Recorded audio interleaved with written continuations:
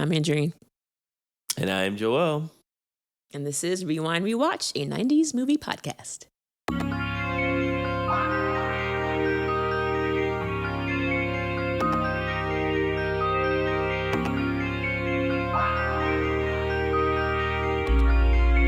Welcome back. What do you call them? Rewinders? Welcome back, Rewinders. To another episode of Rewind Rewatch, where my brother and I, who are born in the 80s and raised in the 90s, we watch 90s films that have all been requested by you all, the lovely listeners. This week, we are covering Blank Check from 1994. This is a PG film with a 1.5 hour runtime, and this is available on Disney+. And apparently on Amazon for some reason. Yeah, for a small fee, it is on Amazon Prime and I think another thing. But you got to pay. You got to pay for it. Unless you got Disney Plus, then it comes with your So subscription. I will say this. My wife and I, our Prime account, oftentimes, like if we buy enough stuff on Amazon, we'll get like credit back. Like Amazon credit. No, you know why you get credit? No, you guys get credit because like you can basically choose to bundle your delivery. So it's like, oh, right. Yeah, I never do that. You don't bundle your delivery? I want my stuff to come now. Like send it to me as it becomes available. Well, I say all that to say that you can use those credits on Amazon Prime. So it was like $4 to rent the movie, but it ended up being free, and that's where I watched it because we had credit on our account. So, but if you have Disney Plus, you don't need to do any of that. Exactly. All right, this was requested by Georgians again. We can't seem to stay away from Georgia. We have the one and only Thwip Stickers. And shout the Lucky Duck, Jeremy. Shout out to him too.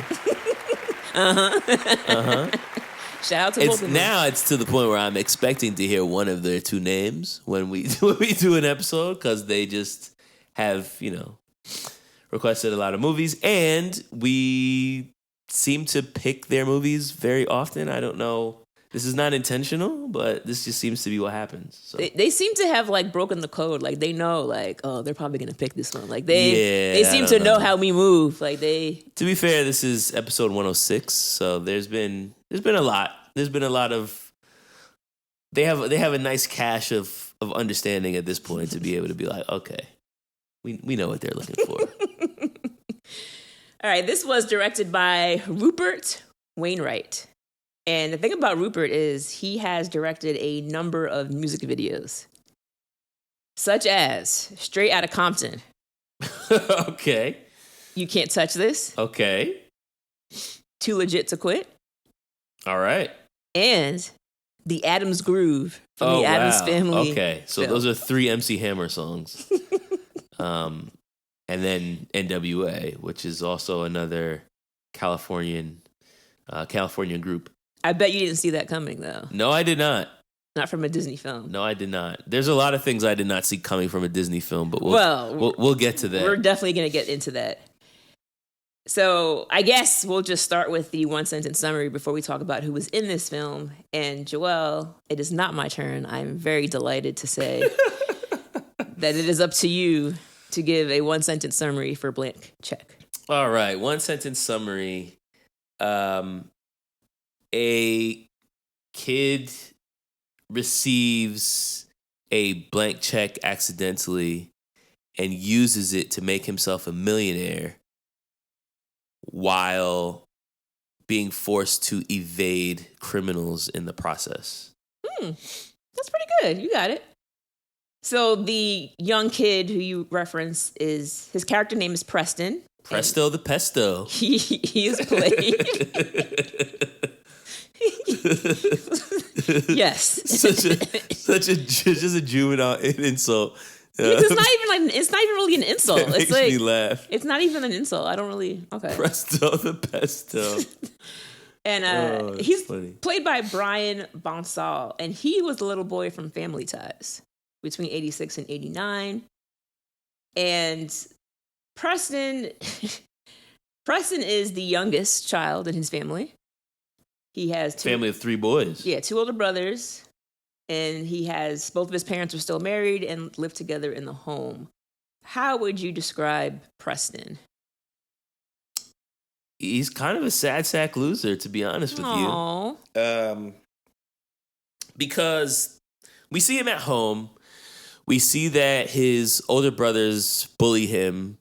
They've started some makeshift business, which the dad is very proud of. And in the process of basically says like, oh, you're going to have to like share your room with your brothers because they have a business and you don't have a damn thing. So figure it out.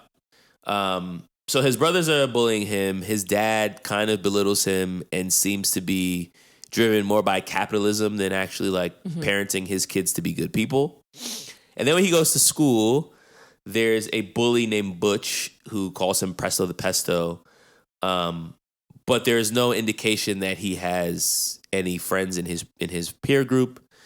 And then there's this really sad scene where they go on a field trip to an amusement park. No, it was Butch's birthday. Oh, it was Butch's birthday. Which again, like, why did he even invite him? They're not friends. It's probably the whole class went. You know how it was back then. I thought it was a field trip. No, it was Butch's birthday because his dad was like, or his mom was like, "Oh, get ready for the party," and he's like, "I want to celebrate Butch's birthday anyway." And it's like, "Well, you have to go." And it's like, "What?" First of all, that whole scene pissed me off because you're forcing him to go. He doesn't want to be there. Number one.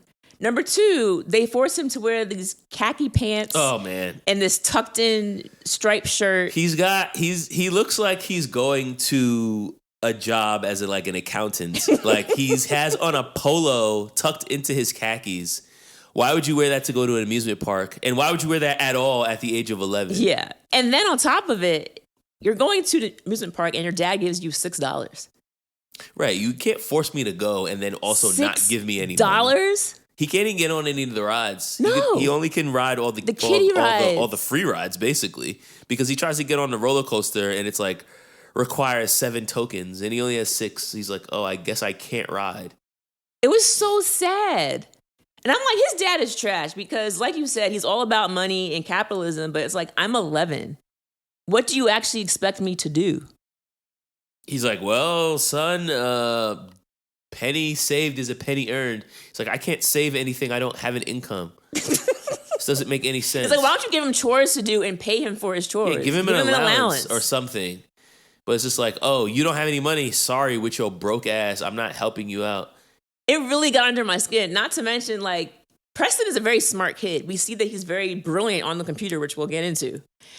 And it's like, can you at least, he's using his brains for something productive. He's teaching himself. At one point, the dad even says to the boys, you could ask your brother. He could teach you how to use the computer. So clearly he has skills that are useful. So why not try to reward him for that? Or say like, okay, you could be an advisor for your brother's business, or you can, you know what I'm saying? Like, he could have done something to assist him in a way where it's like, you're feeding your mind by doing these things and I'll reward you for it. But instead it's just kind of like, oh, you're broke. Sorry, son. So the dad really, really throughout this film gets under my skin. But this was the beginning of it for me. Nah, the dad sucks. He's awful. 1,000%. He sucks. So poor Preston's at this birthday party. He can't get on any of the rides. He can't do much of anything. And so the whole time, and I believe like after the fact, he says something and the mom says like, oh, we have to make sure we're watching our spending habits. But if you look at like where they live, I'm like, y'all don't live in an environment where y'all need to be pinching pennies because you live down the street from like an actual castle. There's a castle on his block. Yeah. I mean, listen, man. There is definitely a disconnect between their living reality, how the dad speaks about money, how the mom speaks about money, and then how they are raising their kids to think about money. Like, there's just like, they didn't seem to all be in concert to me. Because like, all right, like you seem to live in a middle-class suburban neighborhood. You have a pretty nice house. Which means you had enough money at some point to buy it. Whether you're broke or not now, is also just irrelevant to the fact of you sending your kid to an amusement park with $6. Yeah. Like, you can't be that broke. There's no way. Not living in that house, you definitely not. I mean, look at how big Preston's bedroom is. Right. It's and massive. He has his own computer. It's massive. In 1993. Yeah. So you can buy him this Macintosh computer, but you can't give him money to go ride some roller coasters? Come on, man. He was really just trying to prove a point, it felt like, of what exactly, I'm not sure. But it's just like, oh, if you want to do anything, you have to make the money yourself. And look at your brothers. They started a business, Hand to Foot Incorporated or whatever. Whatever that actually is. They never really even explain what the company did, just that they had one. And now they need more space for their company that has no clients, apparently. I don't really understand. We don't understand. He should have just told his dad, I have a company too. And then maybe his dad would have given him money. And honestly, he probably would be more successful, as we learned, because Preston is very bright.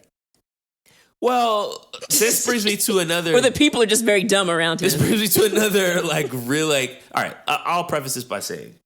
It's a comedy. The entire concept of this film is fairly ridiculous for a number of reasons, right? Like, a kid's not going to just have $1 million. They're not going to allow him to... All the things, all right? But I think the biggest thing, and maybe we should just get all of these out of the way now so that I'm not spending the rest of the episode complaining about all the things that didn't make sense. But I think the biggest thing that didn't make sense for me was the fact that, like, he says that he got this money because he works for this guy named Mr. McIntosh, and so he is really the rich one, and I just work for him. Okay. Why would anyone believe that this millionaire has employed an 11-year-old boy? And furthermore, that the 11-year-old boy is responsible for managing his money? Mm-hmm. Yeah, it comes up throughout the film multiple times. And then just like, oh, wow, like, have you spoken to McIntosh? Oh, no. He keeps having excuses, which is one thing, which is like another thing that doesn't really make any sense. Like, how had nobody recognizes that no one has met this man? He's too busy, Joel. But more specifically, his parents are just letting him go work for some person they've never met. The parents are the biggest problem I have with this movie. And there's a lot, there are a lot of things to be there's a lot of things that are problematic. But the parents, for me, I really couldn't get with it because, to your point, I think the dad is just happy that the son is making money. And he really doesn't care what he's doing. And yes, this is a fun Disney movie, but it's like, what parent in their right mind would have their child, girl or boy, working with some strange man who you've never met? What is your job? Oh, I just manage his money. You're 11. Okay. You don't think there's something nefarious going on over at that house? Right. That's the first thing. Is like, who is this person? Why does he have a professional handling his money? Who is this person, and why is my child over there all the time? Crazy. Dark. Absolutely crazy. Because it's like, what exactly is happening over there? What is going on? They don't know what he's doing. They don't know who this man is, what this man looks like. Just his name is Mr. McIntosh, apparently. And if he's rich enough to afford this house, he's rich. He's fine in my book. He can employ my son and do whatever. Because Preston's over there literally all day, the time. And then just comes home to eat dinner and sleep in his own bed. Which also means, because Preston bought the house, so that means the house is just empty. Every night. Yeah. But yeah, the parents are just... So they're the worst part of this. They have very few questions. The only time I even questioned him was because towards the middle of the film, then close to the end, he's about to go on this date, which we'll get to. And before he leaves, the dad's like, oh, no, you can't go. Remember, you're grounded. And I said, well, he's been grounded for quite some time. And for some reason, right now. He was grounded since the beginning of the movie. But then he's like, well, he's got a job, so...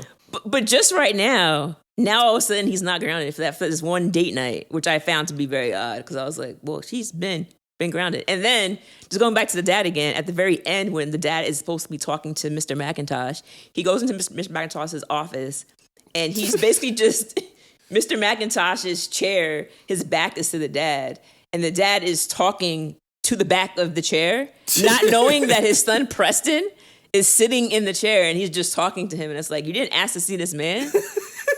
Also, if there was an actual Mr. McIntosh, that'd be incredibly rude for him to just keep his back to you the entire conversation. And just grunts. You didn't even speak to him. He doesn't speak to you. He doesn't look at you. No. It's basically like, I am too rich to care about you, you peasant. Yeah. If it's not too much of a hassle, can you please send home Preston early? It is his birthday. Right. So already the dad... That sucks, man. So this is the first part that makes no sense, is like, how is this little boy getting away with this? Now, the second part, and there's multiple parts that don't make sense. So let's start. There's multiple parts. Let's just get them all out now. But the second part is this Quigley character. Quigley is, oh my God, is this man who has been incarcerated. He broke out. I know. That's the part. So he's incarcerated at the beginning of the movie, and he breaks out, and he has this nest egg of money he's been hiding of $1 million that he has hidden. Some abandoned warehouse. Right. And the tools needed to break off are right next to where the money is located. Like, he just left the toolbox right next to it. He gets down there, gets the cash out. But of course, this money, he needs to get it clean. He needs to get it laundered. And so Quigley decides to go to the bank, and he sees your man, Biederman. Biederman, we saw on the Patreon in Harlem Nights. He played Bugsy. And we also saw him on the main feed. Who was he? He plays Cher's dad in Clueless. But that's not from the movie. I don't think so. Oh, yes. He plays the dad in the TV series. Okay. Not the movie. Okay. So Biederman works at the bank, and apparently he has done shady business with Quigley before, because Quigley basically is like, bro, like, yeah, I did my time in jail. And I think Biederman was the one who like testified against him or something crazy. So he's like, yo, you owe me. You got to clean this money. I got my man coming over here tomorrow. Juice. And Juice is played by Tone Loc. Tone Loc, who we didn't see, but we heard his voice in Fern Gully. He played one of the iguanas. Joanna, whatever, from Fern Gully. That was Tone Loc. Joanna Man. Iguana Man. Tone Loc is from Bebe's Kids as well as Poetic Justice. Oh, yeah. So Juice is supposed to come by, but he doesn't tell Biederman that. He just says, I'm going to have somebody come by tomorrow. Make sure this money is laundered by then so I can get this money and I can live my life. Now, what's really wild... He said he's going to send his man Juice. Why did Biederman... He didn't say Juice because when Preston shows up, he's like, oh, I'm here. I got this check. And he's like, Juice?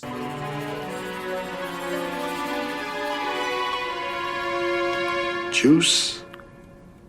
No thanks, I'm not thirsty. That's right. And then Biederman's like, okay. But it's like, why else would he have a $1 million check that's signed by Quigley? Of course this must be. And then he's like, oh, this is genius. He sent this little kid here. No one's going to check. No one would ever notice. Okay, so my issue is this. So Quigley breaks out, like I said, he gets his money.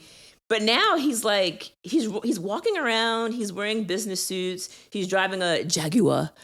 He's doing all these things, and it's like, the cops never look for him?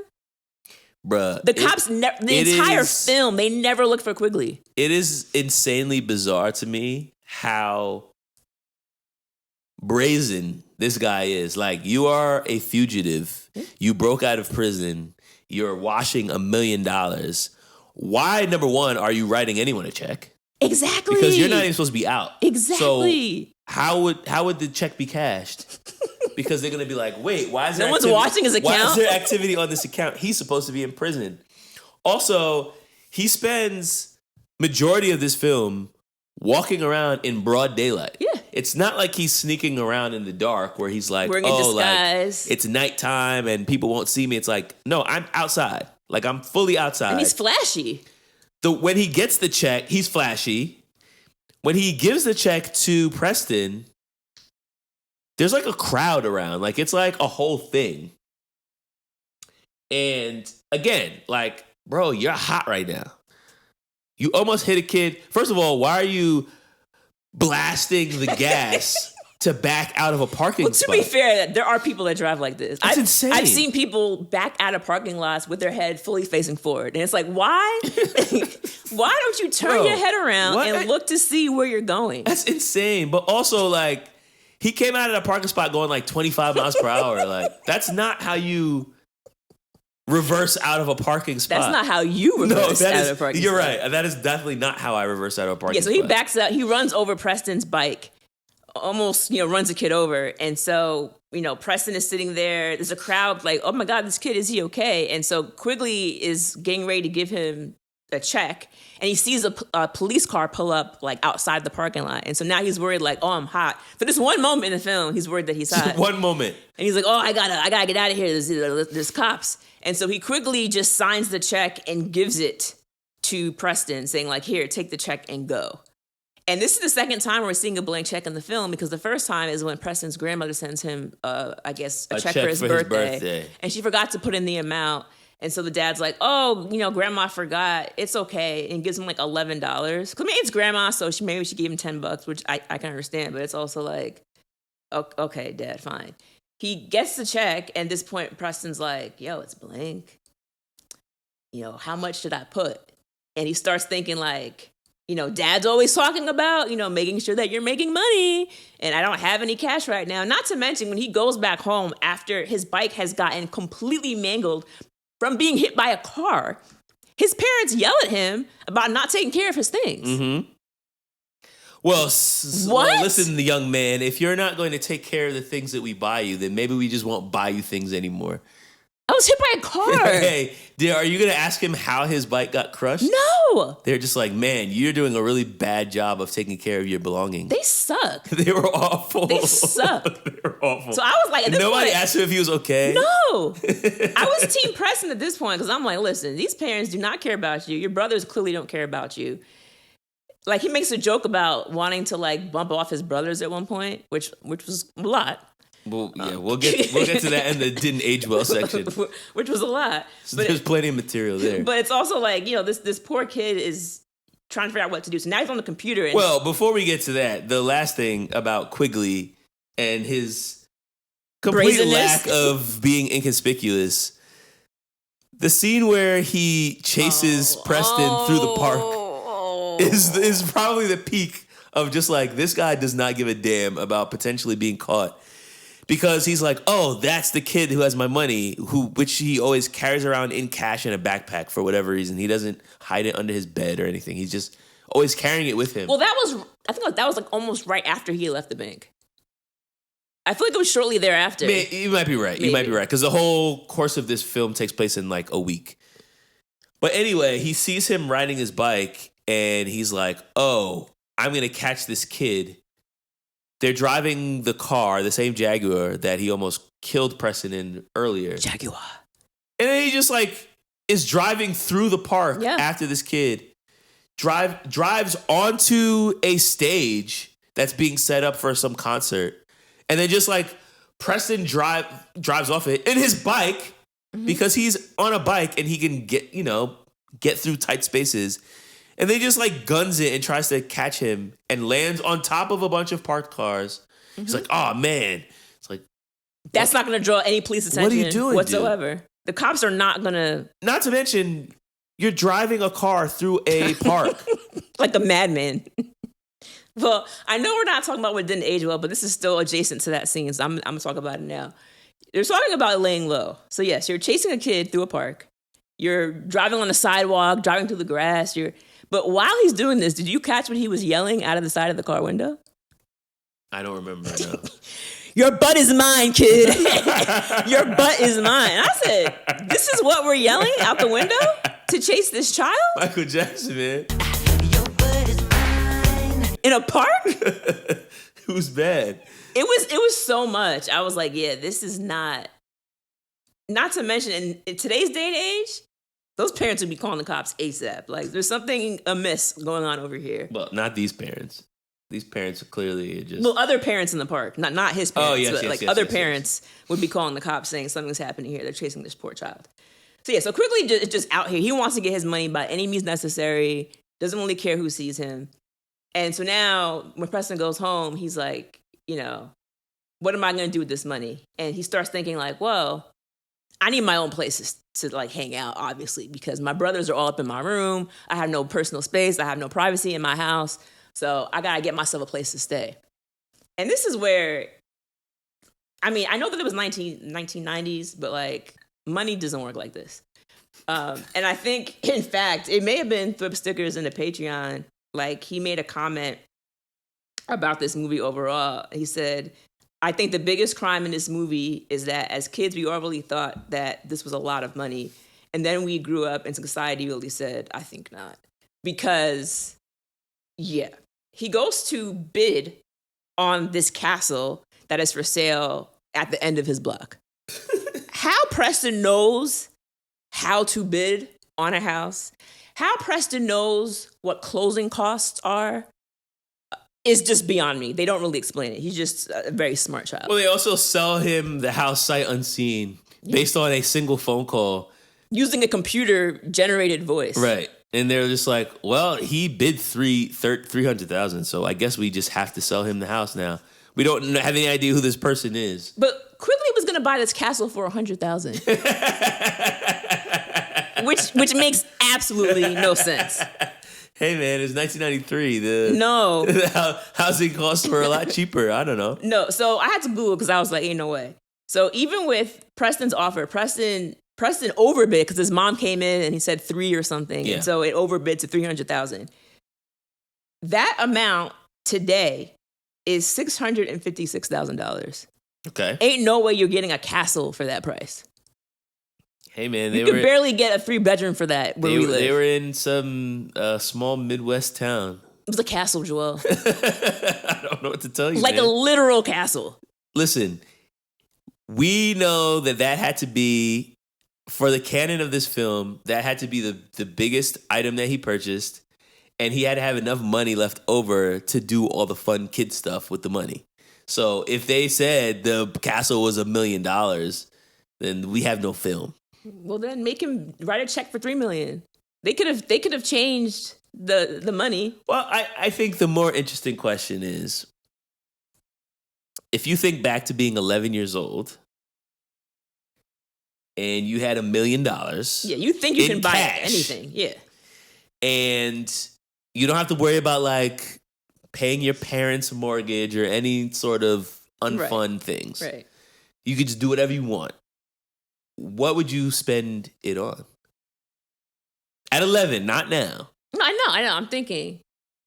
I'm kind of nerdy though. Like I was the kid that was watching Beauty and the Beast and being like, "Yo, this library is lit." $1 million worth of books. Oh my god! No, terrible answer. I wouldn't spend it all, but I'm definitely getting. I'm definitely $500,000. I'm definitely getting a ladder A that I can ride around the room to fill with my books. Like I'm definitely getting like a crazy reading room, like for sure. But then I also would get fun stuff. Like I would get maybe like a bowling alley or like a big pool my whole family could enjoy. Like I would He had the pool with the slide from inside the house. That was cool. That was fire. That was cool. But I feel like my problem with this movie is like I'm watching this and I'm just like, this is just like a worse version of Richie Rich. Because I feel like Richie Rich was like, oh, this is what kids would do. Like he had all these things going. And like he had the go-kart here too. He had the pool. But like some of the stuff the like sumo wrestling, yeah, I'm not, that's, the boxing ring. Yeah, no. The huge virtual reality screen. I wouldn't do that. No. So all of that, I was Super like, Soakers. Yeah, I guess Super Soakers would be cool. I think the balloon fight would be more fun than the Super Soak. But I mean, it was Super Soakers were fire. They were fun, but I just felt like watching this movie. I felt like Richie Rich was like more lit. Like he had a McDonald's like in his house. He didn't have $1 million. That's true. He was just rich. He was Richie Rich, and also he grew up rich. So it's also like the fact of like, oh, like his parents had their own Mount Rushmore. Like he's living in a different space where it's like if you could have anything in the world that you wanted, then roller it's Richie coaster, Rich. yeah. But this is more so like if you had $1 million. Yeah, the pool is. I think the pools with the slides, that was probably the best thing he had. I think it's like how you can kind of escape from different places. With I love the pool with the slide. I liked that. I would definitely go with some sort of basketball court situation. You would. I love the personal go-kart track. That's a great idea. I don't know how much the chauffeur.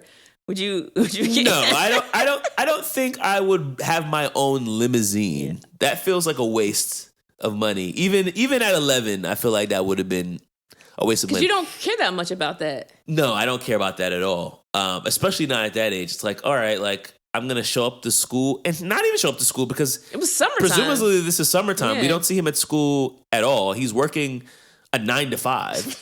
So obviously, And that doesn't look fun at all. no, that looks terrible.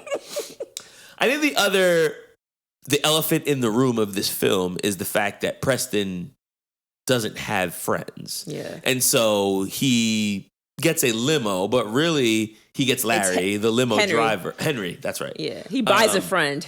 Who is basically like the person who's playing all these games and using all these toys with him.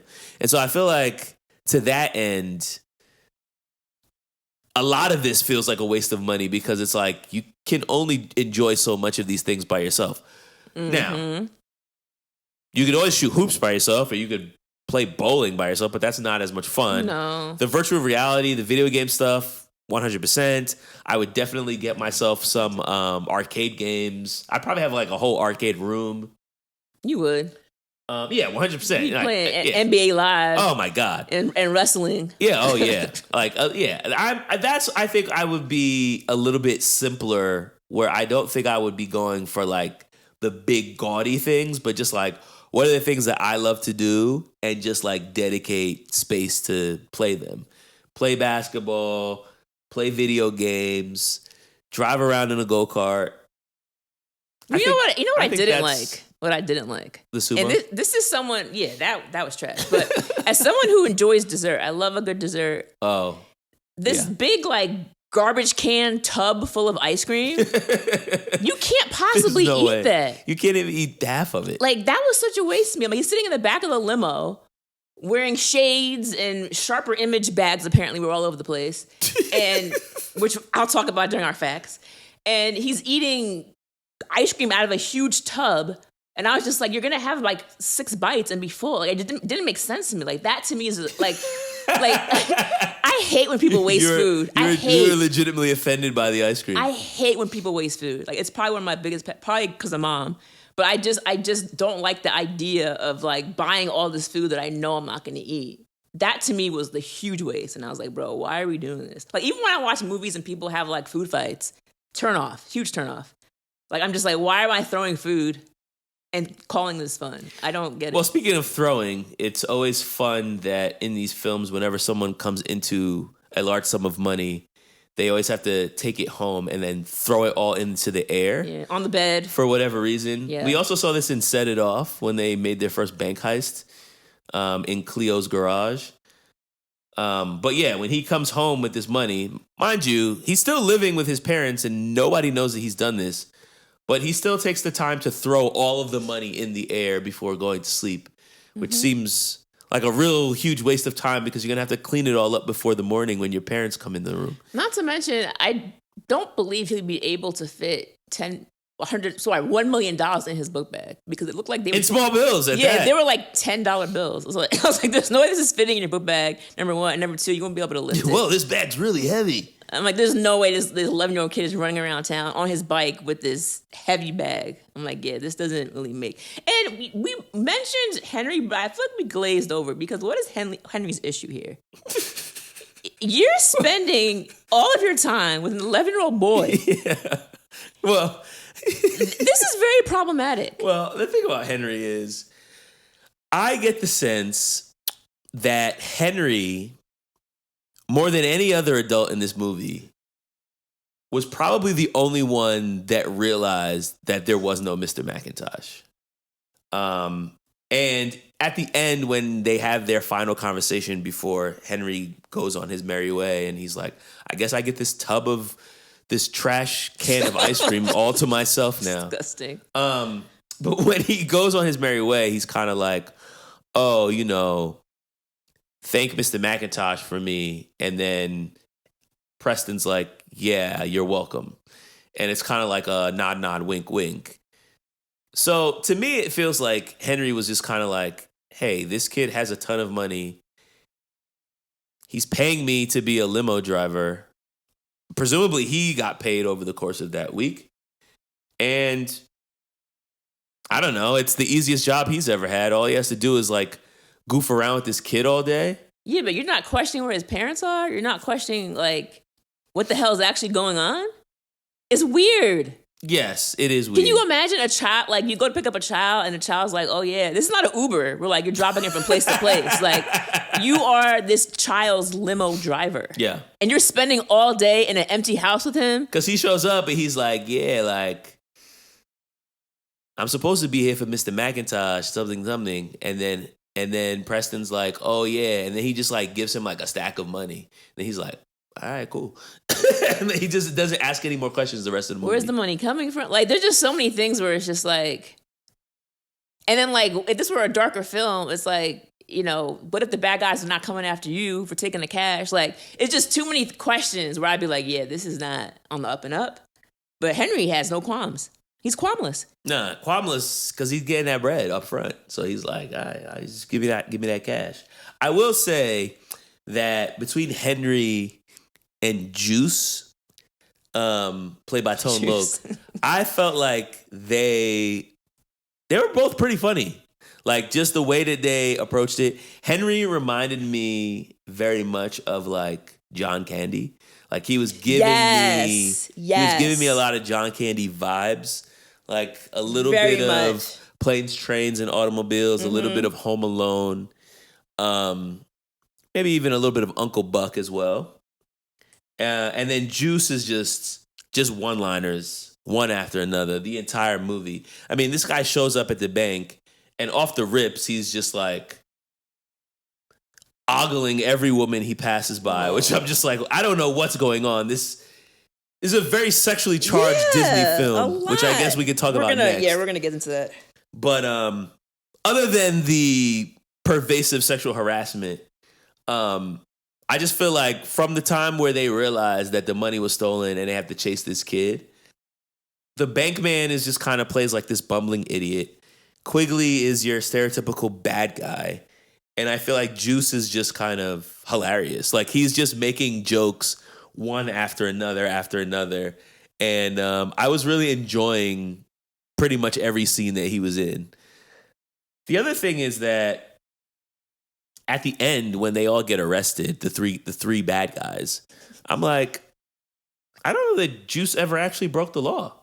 Exactly. Like, I don't think any of those charges are going to stick. No. We know that Quigley is a fugitive, so he's going back to prison. But even with Quigley, he only gets arrested because they think he's Mr. McIntosh. Yes, but once that doesn't make any sense. Yes, that doesn't make any sense. I'm Macintosh. You're Macintosh? I'm Macintosh, and I want you all off my property now. He's Macintosh. Okay then, Mr. Macintosh, you're under arrest for fraud, money laundering, and grand theft. What are you talking about? What's this all? But presumably, once they take him to the police station, like, escaped. They're going to take his fingerprints and be like, oh, you're the guy that hasn't been in prison for the past week. The bank guy is committing fraud, so he's going to prison. But, like, what did Juice actually do? He helped chase around this boy that they didn't catch. All right. Yeah. I'm getting out of here tonight, man. Yeah. You guys are going to prison. I'm not going anywhere. Yeah, the whole thing was even that where it was kind of like, oh, I'm Macintosh. Is that Macintosh? That's him? Oh, okay. You are under arrest, sir. All right, so talking about how sexually charged this film was. I mean, we have to talk. We got to talk about Shay. We have to talk about this. What is she? A cop? She's an FBI agent. She's FBI. So Shay Stanley is posing as a bank teller. Yes, she is from Dumb and Dumber, by the way, and she's like the hottie at the bank that Preston sees like a flyer or something for the bank and it thinks that she's really cute. I mean, she's a good-looking older woman. He's a child. He's a crush on her. Fine. That part I hadn't have an issue with. But then he goes into the bank and he meets her because he's like trying to open up an account, doesn't have enough money. And throughout the film, of course, he comes up after having this blank check and she starts realizing that this kid, I believe one night he was in the limo with Henry and he sees her jogging and like basically asks Henry to pull over and then he like basically tries to spit game. Yeah. It's like, why is she even talking to this child? I don't know. Why is she jogging by herself in the middle of the night? Well, it was all a setup because remember they had the FBI van. Oh, that's right. She was trying to figure out, I guess she's trying to figure out who Biederman was dealing with because she's like, oh, Biederman is dealing with some kind of laundering stuff again, so we got to figure out who he's working with. But then somehow she realizes that Preston is working for this Macintosh character. And Macintosh, they can't find any history on him. They don't know where he came from. He kind of just appeared from nowhere. So they're thinking like, I wonder why. This is very shady. This Macintosh character must be in cahoots with Biederman. Again, how they do that connection, I'm not quite sure. Maybe because the boy was seen in the bank and Biederman works at the bank. I don't know. Well, there's this mystery man who has millions of dollars who no one has seen before. Except for Preston. So then it's just like there has to be a connection here somehow. So she goes to Macintosh's house and sees Preston in the pool by himself. Like, why is there a small child in this man's pool? These are the questions that need answers. Big problem. Yeah. Big problem. Where are his parents? They're not relatives. It's not like, oh, this is my uncle's place. It's like, oh, she never asked where his parents are. I work here. You do? Doing what exactly? I manage his money. Yeah, I bet. And then she's like, oh, like, do you have the $200 for your account? He's like, yeah, I'll go get it. And then he goes up, gets the check, comes back down. He has cash. He has a backpack full of cash. He has the cash. It gets wet. Into the pool. It gets wet. That's He's right. like, here's the 200 wet bucks. It's like, all right, thanks. So you didn't have to give it to me right now. I'll open your account. Yeah, maybe give it to me when I'm at my job, not whatever. So then she's like, well, I'd love to meet Mr. Macintosh and get to know him. And so he's like, okay, well, how about tonight? And she's like, he'll be there? And he's like, sure. He's like, great. It's a date. Okay. So he said, it is? the time for the date comes, and I guess, does she show up there or he picks her up? Whatever. They meet up, but it's him. It's a little boy in a suit.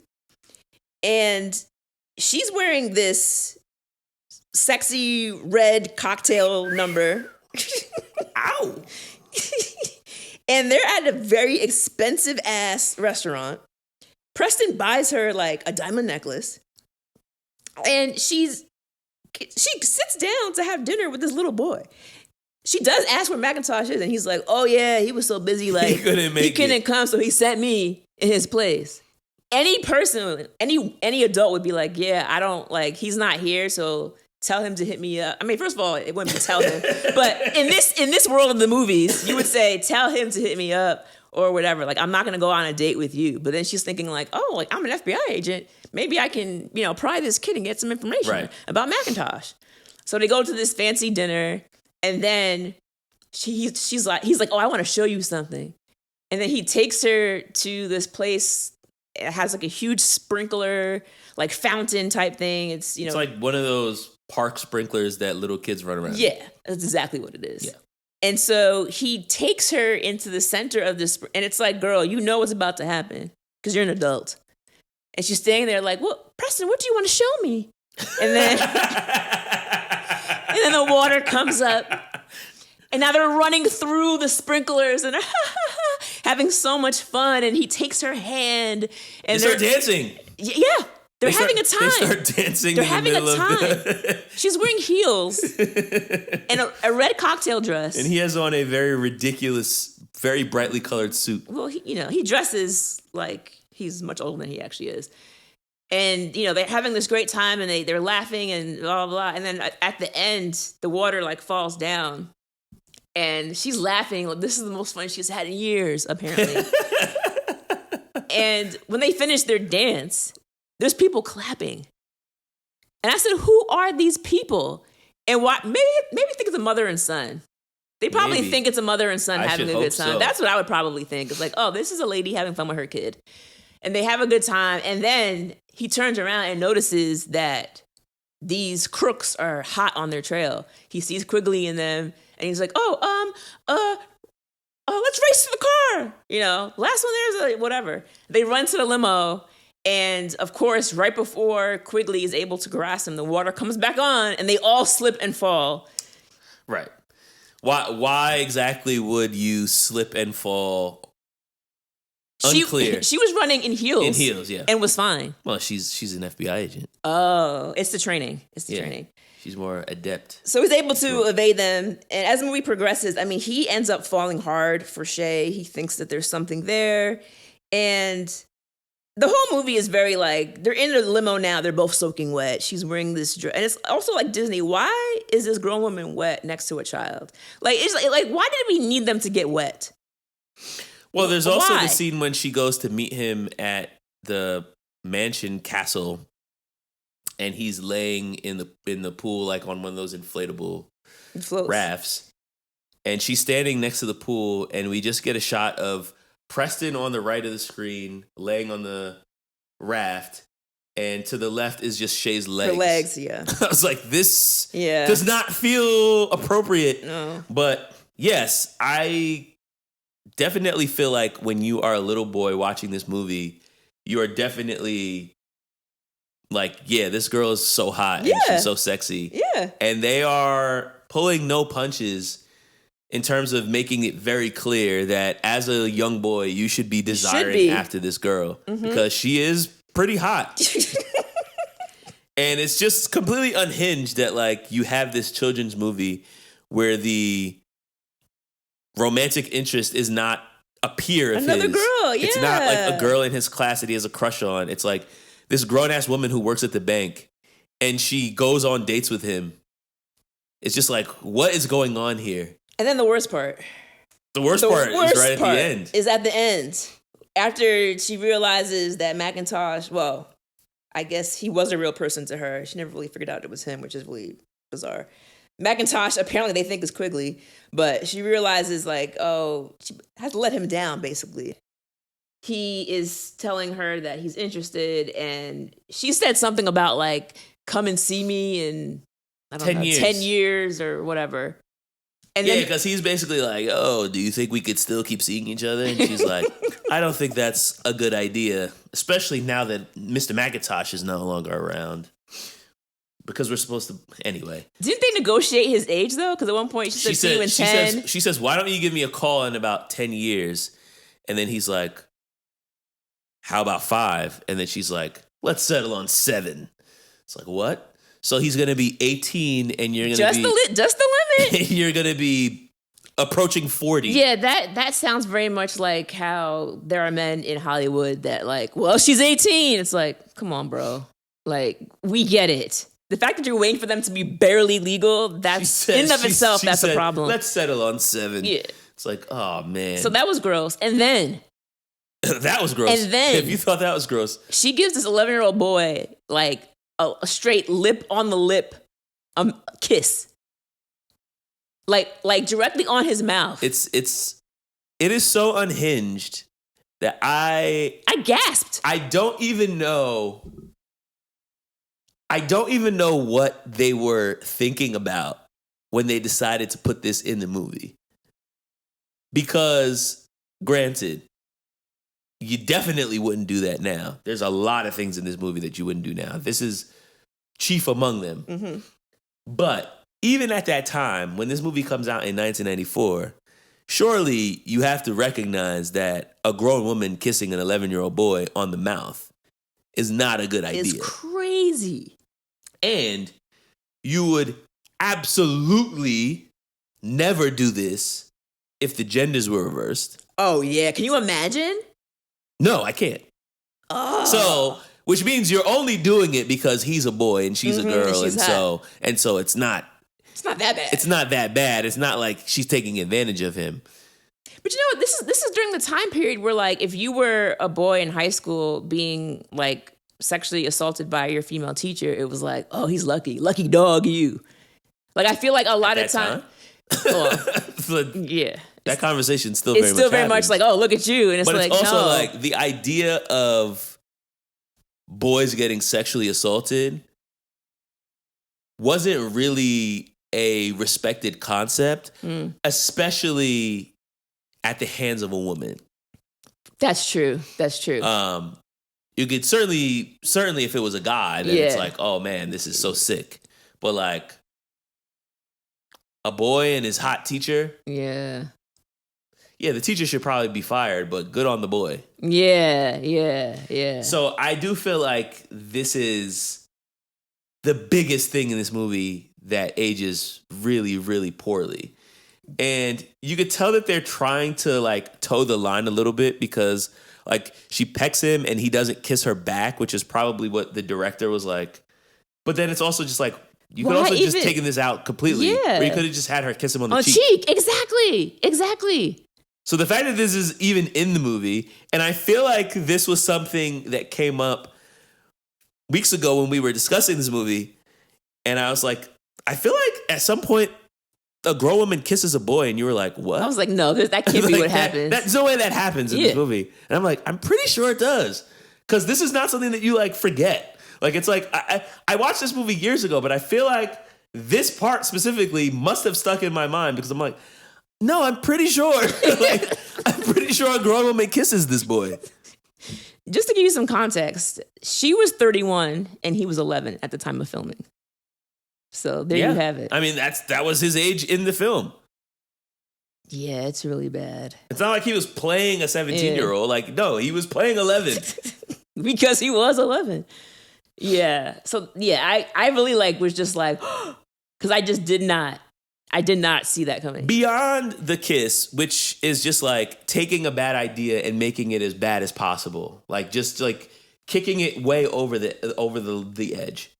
But even before the kiss happens, there is this like sense of like sexual tension between the two of them. It's just like this, he obviously has a crush on her, but it also feels like they're both like flirting with each other throughout the film. And they have this like romantic ass date.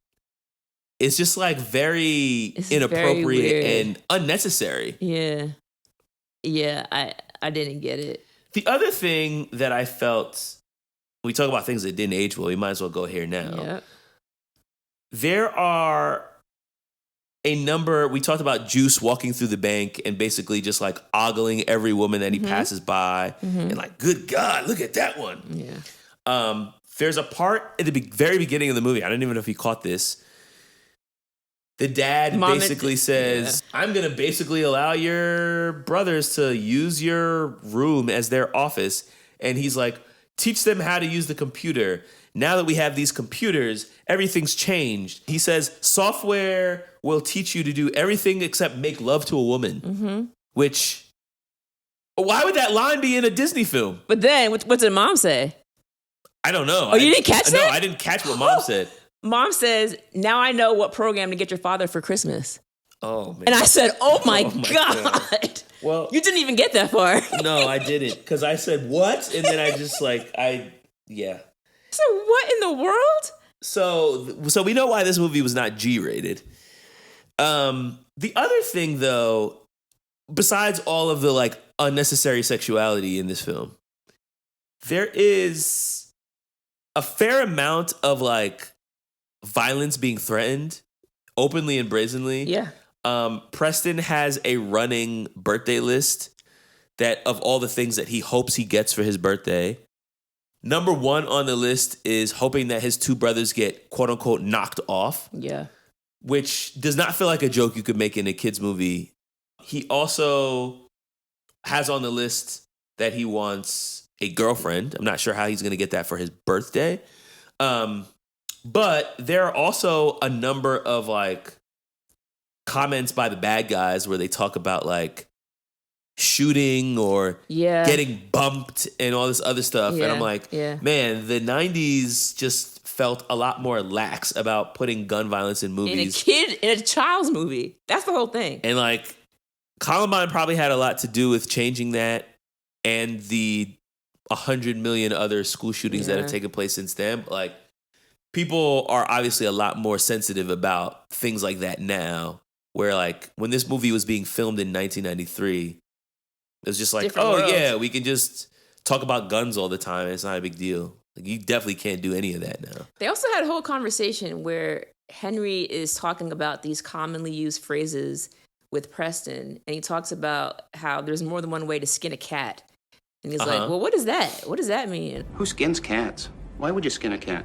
And there is not more than one way to skin a cat. There is only one way to skin a cat. You grab the cat, you rip the skin off the cat. What is a number two way? Think about it. What do you put a hose up the cat's butt? He gets so bloated that he skins himself? I'm like, why are we talking about skinning a cat? Like, it just seemed like way too much. I was like, why are we talking about this? Why do we keep like going over and over skinning a cat. I'm like, I don't want to picture a cat being skinned. And somehow that's what Disney wanted me to think about. So, I mean, that didn't even like register amongst like the top like there were so 5 many things. worst things to be included in this film. The other thing, though, I would say on the positive side of this movie, because we talk about all the things that didn't age well, but I think this is also a very 90s movie. We talked about the Super Soakers.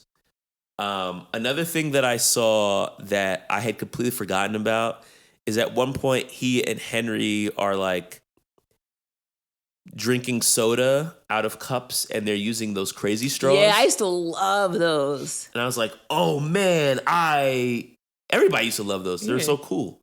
You'd see the juice just going kinda through, circling around, making loop-de-loops before you pulled it in. That was fun. Yeah, I'd go for a crazy straw right now. You'd go for one. What else did you see that was Well, like I might as well very talk 90s about it coded? now. I mentioned the sharper image. Uh-huh. And I like distinctly remember there being like infomercials for them or like, because mom used to do a lot of those like home shopping network things. Mom loved that stuff. And Sharper Image, they started out selling like jogging watches, like long before like the Apple Watch and the Samsung Watch came out. And they ended up expanding their catalog to do like different like high-end futuristic gadgets, which is why Preston wanted to get all these VR stuff. They had these big old Sharper Image trucks coming in, but they ended up eventually having to close shop as far as their retail stores because there was a huge lawsuit that happened because customers were suing them for their ineffective air purifiers. And that kind of became their downfall. Their website is still up and running, believe it or not, but there's no like physical storefronts anymore where you can go get their stuff. So I saw that and I was So like, you can still buy stuff from them online. online, yeah, Oh, but there's very no nice. storefront. So if you want to buy maybe not an air purifier, but something else, you could That VR headset. You could probably still get it from Sharper I'm gonna buy that Image. from Sharper Image. Yeah, that was the only like 90s thing that I saw. And then of course, as far as like things that he wanted as a kid, did you see like it had a whole big old truck of Chips Ahoy? That might as well be a 90s reference. Because they Do still people exist, still eat but that? they're certainly not popular anymore. Chips Ahoy was like, The cookie. it was them and Oreo. Like, you know, Oreo's still around, but I don't see people eating Chips Ahoy anymore. Because why would I buy Chips Ahoy if I can buy Oreos? Well, you did in I'm 30 talking years about ago. now it's like, But there are also just better chocolate chip cookies. were there any other quotes that you wanted to talk about apart from the ones that didn't age well?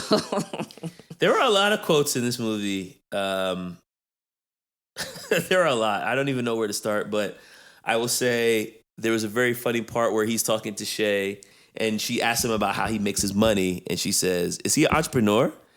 And Preston says, no, he's American because he doesn't know what that word means. Yeah. Also, the part where he's on the phone trying to buy the mansion and the mom keeps yelling. And then he covers the phone. He's like, Mom, you're killing me on this deal. That part killed me. And again, no question asked. No follow up. And she's just like, huh? What deal? All right. I'll be back, honey. Clueless. But we talk a lot about cheesy one-liners, and we dedicated a whole award section to this on episode 100. But right at the end, where he finally comes face to face with Quigley, and they finally catch Preston, and Quigley says, "Happy birthday! I'm here to blow out your candles." That's good. That's good. I like that. Oh man, I died. Oh, it was so funny. That's a good one. Oh. Well, this is maybe not 90s, but maybe 90s movie adjacent is even the way he comes up with the name Macintosh is he's on the deal and he's trying to figure out and they're like, who is this? Who's bidding? And he's like, Mr. Macintosh, because he's on the computer. And I'm like, again, 90s films, you had to find an object in the room and use that object as your code name. Like it was just an unwritten rule that you had to do in 90s films. Of course. So that's how he came up with Macintosh. And 90s TV too. All right, so let's talk about the theme of this movie. What did you come up with? Well, the first theme that I came up with was parents give a damn about your kids. Because honestly, had his parents been paying any attention to him whatsoever, this would never have happened. Because they would have been like, what deal, number one, what's going on with the phone? Where are you going every day? Who is Macintosh? Where is this money coming from? How are you buying all these? Like, there's so many questions that throughout the film, the parents never ask. And all of this would have been avoided. He's going on a date with who? There are no questions asked. The only time they ask a question is basically, why are you leaving after you're grounded?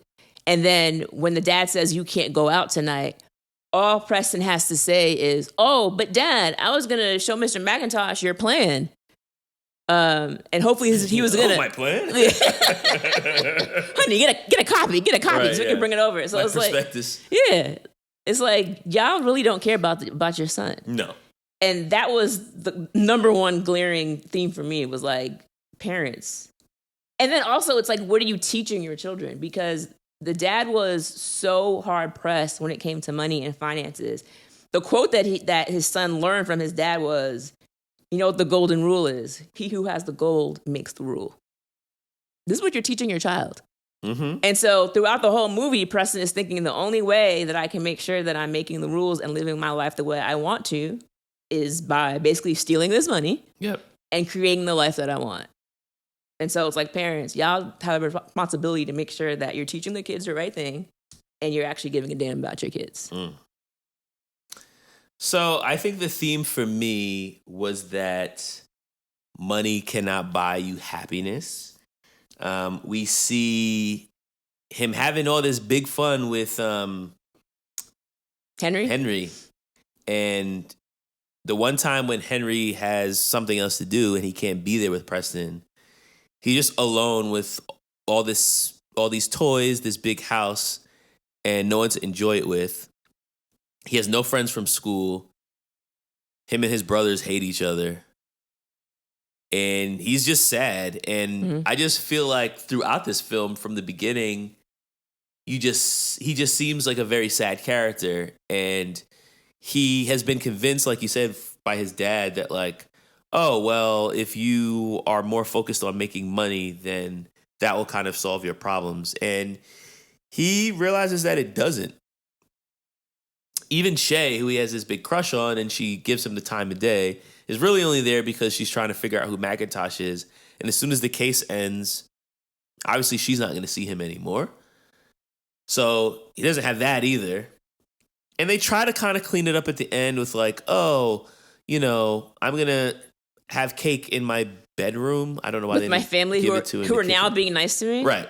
And he's like, you guys are all I need. And it's like, oh, that's so nice. Not really. But it's like, yeah, but he still doesn't have any friends. Mm-hmm. And yeah, I just kind of just felt bad for Preston throughout the entire movie. He just felt like a very sad character.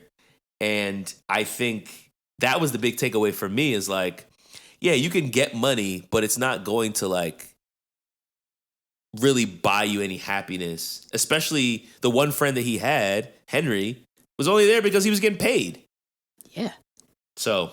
But they try to clean that up too, because at first he was like, oh, Henry left me because the money ran out and I couldn't pay for this party. That for some reason, Debbie Allen was there as the Right, party yeah. planner. Right. But then Henry ends up coming back and saying like, actually, no, I went to get us a tub of ice cream. And then it's like, oh, you actually are my friend, Henry. But then it's like, but you're not going to see Henry again after tonight. No. Because you don't have any more money. So it was kind of like, all right, okay. But anyway, this movie was a lot. All right, moving on to the facts. The castle house that we saw that Preston ends up buying was filmed at this Pemberton Castle, which is actually in Austin, Texas. And it's now owned by filmmaker Robert Rodriguez. This is the same Rodriguez who directed Sin City, Machete, and the Spy Kids movies. So now, I gotta talk about Disney, which means we're gonna talk about Jeffrey Katzenberg, baby. Which we talked about him quite a bit on our Fern Gully episode. If you guys want to go back and listen to that, because Katzenberg, man. So And I'll say this. I'll preface by saying this. I found this information from a few different sites, but I couldn't find like an actual interview. So I'll say like it appears to be true, but I don't have like from the horse's mouth. So I'll start by saying that. But it seems as though Katzenberg at the time was the chair of Disney. He was the chair from 84 to 94. And a few of the people were begging him to move the planned release of this film basically from a slot in February to a slot in March because they analyzed that Ace Ventura: Pet Detective would be a hit when it opened out in February. So they were like, we don't want to release this joint and then it's going to get completely overshadowed by this Big Jim more Carrey popular movie. But Katzenberg was like, nah. Apparently he didn't have a lot of respect for Jim Carrey or the film's director. And basically was like, yeah, I'm not. It's not about your respect for them. It's about whether or not audiences show up. Well, in his mind, he's like, that guy's not funny. Like, they're not going to go watch that. That don't look, it's going to be stupid. Okay. So he decided he wasn't going to move the date. All right. And then, lo and behold, Ace Ventura was the biggest movie of 1994, you idiot. Yeah, I guess. lo and behold, Blank Check wasn't really doing it.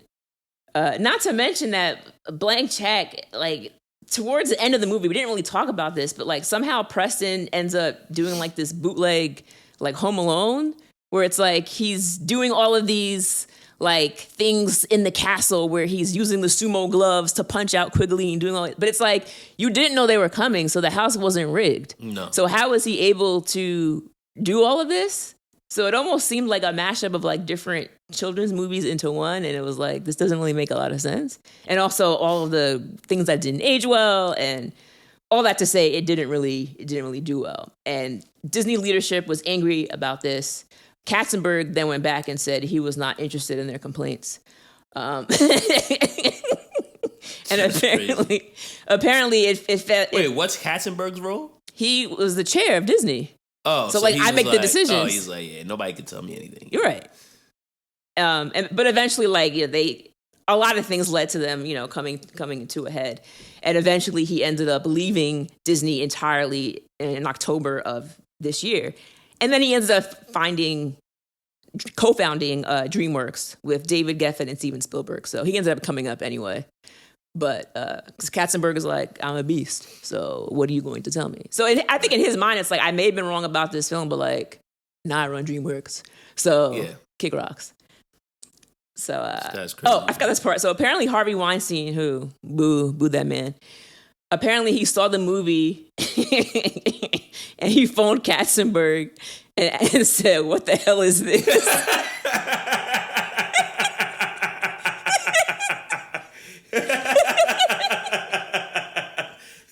That's a great question. That is a great question. What the hell is this? It took $13 million to make, and it made back $30.5 million. I am shocked that this movie made $30 million. It's still Disney, Yeah, so people that's still true. went to see it. But compared to the other joints, this was not it. Yeah. And then lastly, I will say Brian Bonsall, who played Preston, he ends up retiring from acting when he was in his mid-teens. And he had like a really tough time. He ended up turning to substances, mainly alcohol. He had a number of charges and arrests for like DUIs, assault, violating probation, all this stuff. And apparently he learned back in like 2013 that there was a man who was basically impersonating him as a way to victimize women. What? This man had a bunch of his tattoos like in the same place on his body and was telling people like, oh yeah, like I'm Brian Bonsall. So these women were like, oh, this is the kid from, you know, Family Ties, and like dating him. And then the guy was out here like victimizing women, like pretending to be him. Isn't that insane? That's crazy. I was like, that's crazy.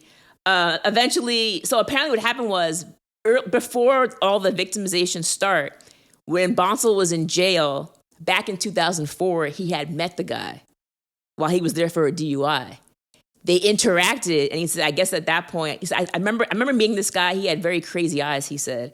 And the guy basically at that point became really obsessed with Brian off the bat. And he basically came out of prison, got matching tattoos, and went out here and started dating women pretending to be him.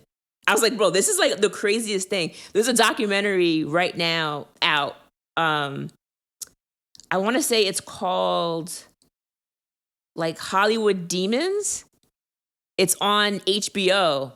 And there's an episode where they basically interview a lot of these children who grew up in Hollywood. So Brian Bonsall gets interviewed, Orlando Brown gets interviewed, and you're basically like hearing their stories about how like they transitioned out of Hollywood or they were in it so young and like kind of where their life went. And a lot of them have a similar situation where like there was substance abuse, things happened to them. Thankfully now Bonsall is clean. He is a father, and as of now, I believe he's 10 years sober. So he said he's like learned from it and moved past it. But I'm like, it's crazy. Yo, somebody being framed by someone they met in prison, like that sounds so similar. Was that from like Shawshank Redemption or like Andy Dufresne? He didn't look like him, but basically like they thought that Andy Dufresne had killed his wife's lover. Right. And he was actually, but he had never been in prison before, so that no. They just thought it was him. I feel like I've seen this in a film before. I don't know if it was Blood In, Blood Out, but that when you were telling that whole story, it just sounded very like something I had seen in a film, which is crazy and also very sad. Yeah, it's called Hollywood Demons. And the episode talking about the children is called Child Stars Gone Violent. There's a part 1 and a part 2. That's so bugged out. You can watch it on HBO Max as well as Hulu, it looks like. I definitely want to watch it now. I was like, whoa. All right, let's do our rewind ratings for Blank Check. I feel like we need like a jingle, like a rewind rating jingle. You want to make one up right now? Not right now, but I'll come back to it. All right, you going to cook one up? Yeah. Between now and the next episode? Yep. All right, I could go first. In one word, this movie is unhinged. The kiss on the mouth is like the biggest, just like WTF moment. But there are, like I said, just a number of things that don't age well and also are just befuddling as an adult to be like, why is this in this film at all? Which, at the same time, I think are probably a part of why anyone would rewatch this movie at all. Exactly. Is because it's so bizarre and because it's so 90s coded and because it's so inappropriate. And so I'm kind of like struggling between these two concepts of like, this is a really poorly put together film that probably should never have existed. And also, this is a movie that encapsulates like everything that is weird and strange and problematic about the 1990s. So between those things, I think I have to really give this a rating based on my own, like my own willingness to rewatch this again, having seen this movie already at least twice. I don't know. Like I'm still, I do feel like the replay value is just based on how shockingly ridiculous and unhinged this is. So I'm going to go 2.5. Okay. Our scores are very similar. For the reasons that you stated, yes, very unhinged, very strange. But I feel like I would watch this with someone who hasn't seen it. Like, just so you could be like... 100%. Just so you could be like, yo, watch this. And then just watch their facial reactions and how shocked they'll be at how crazy this movie is. I meant to ask, did your wife watch this with you? She did. Oh, I can only imagine. Oh, my God. You could guess. You could guess. The cringe that was happening and her just being completely shocked at what was going on. Yeah, I mean, for me, this is my first watch. I don't believe I've watched this before, which is why when you said something about a kiss on the mouth, I said, this cannot be. You must be mistaken. For sure. I'm sure you don't remember what you saw, Joel. That's not what There's no happened. way. Yeah, there's no nostalgia for me. There are better children's films from the 90s. I would watch it with someone else. So for that reason alone, it's a 2.75 for me. All right, a 2.5 and a 2.75 out of 5 rewinds. Please share your rewind rating with us for Blank Check and for also any other movies that we've covered in the past. We still get messages, emails from people who are discovering some of our later episodes, so we still love to get that feedback. You can reach out to us on social media at RR90s Pod on all of the social media sites. As well as via email at rewatch1990s@gmail.com. We also have a Patreon that is only $5 a month, where we have a chat and we have bonus episodes where we cover movies from the late 80s and the early 2000s. All right, speaking of getting messages from listeners on older episodes, we recently received a message from a new listener, and he says, so What's the his name, name? well, here's the thing. The name looks like a phone number, so I don't want to read his whole number out. Let's not read out his number. I'll just call him 210. All right, shout out to 210. So 210 says, I'm new to the pod. And then he says, I unsubscribed to the pod. I'm pretty sure he meant to say he subscribed because I would assume so. Because that would be strange if he was like, I'm new to the pod and I unsubscribed immediately. immediately. But I'm still going to send you this message just to let you know I listened. So I'm thinking he meant to say he subscribed to the pod. He said, I love the content the both of you bring. And this is on our Clueless episode. He says, this is one of the movies that stayed rent-free in my brain from childhood. Cher is my favorite character. She is very nuanced. She is complex, and underneath it all, she is more than just a pretty face with a credit card, although she can be shallow, vapid, and kind of a airhead at times, which we agree. He also said that at times she could also be very well-spoken and intelligent. Lastly, he mentioned that he also agrees with us that he does not like the way that Murray talked about Christian being gay. He called him a derogatory term. Mm-hmm. And so he was like, yeah, basically that joint is not cool. So I just wanted to give a shout out to 210 for being a new listener, for hopefully subscribing to the show. And, send us the message. We love listening to y'all. And it's nice to get an email from people who are just like, oh, this is my first email, or I'm a new listener. So, it's nice to know that I think we got a first email from a longtime listener earlier this week who was sending us some movie suggestions. They are probably just tired of us doing Thwip Stickers films. It's like, let me throw my hat in the ring. They said, if I hear one more Thwip Stickers or Jeremy. Well, I also wanted to go back to that message that we got about Cher from Clueless, because I feel like that is, number one, for me, Clueless is epitomizes the 90s. Like, Clueless feels very much like a time capsule film. It feels like the year when it came out. Mm-hmm. And even felt like that at the time. Like, it felt different than everything else. You're right. And was very, timely. But, yeah, the Cher character is a fascinating one, because there was this, duality of, she's very selfish, but also very generous. She's kind of an airhead, but she's also very intelligent. Yeah. And I don't think that you really get that when you first watch the movie, and the way that she was portrayed in a lot of the advertising was just oh, she's just a valley girl. Mm-hmm.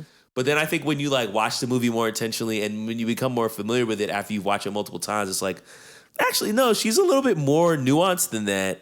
And I think that actually adds a lot to the replay value of Clueless. Absolutely. And just shouting out the listener you were referencing, this is Kristen from Westchester, Pennsylvania. She sent an email with a long list of movies, like you said, because she's like, get my stuff on here. And I'm gonna shout her out. She says, I hope you both have a great week. I swear I'm signing up for the Patreon. Yet, as I write this, I'm sure I'll sign off and forget. I'm a type B person at its best. So we're shouting you out, Kristen. All right, yeah. And I'm going to look on that Patreon and be like, Kristen, I don't see you. Hello. Hello, Kristen. All right. All right. Do you have any final words for Blank Check?